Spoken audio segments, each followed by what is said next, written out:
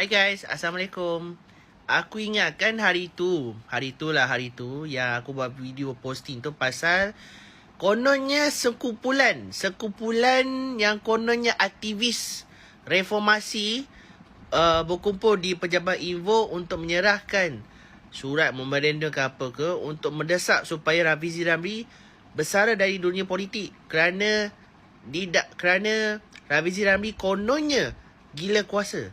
Tapi hari ini dia berkumpul di Pusat Khidmat Parlimen Pandan pula. Lebih ramai desak Rafizi berundur, pesan jangan tipu pengundi pandan lagi.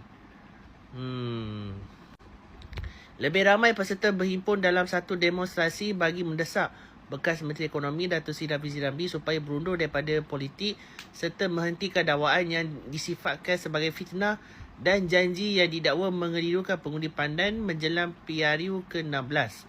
Aktivis politik Faizan yang pakcik tadi itulah mendakwa pihaknya berjaya mengumpul lebih ramai peserta kali ini susulan peningkatan sokongan dan panggilan daripada orang ramai yang mahu menyuarakan bantahan.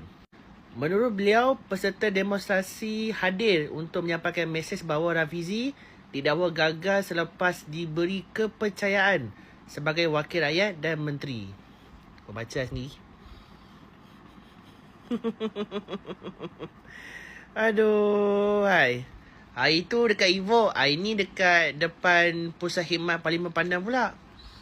Hari tu dia berkumpul di Pejabat Evo, sekarang ni berkumpul di Parlimen Pusat Khidmat Rakyat Parlimen Pandan. Lepas ni nak kumpul kat mana pula? Rumah Rafizi Ramli ke?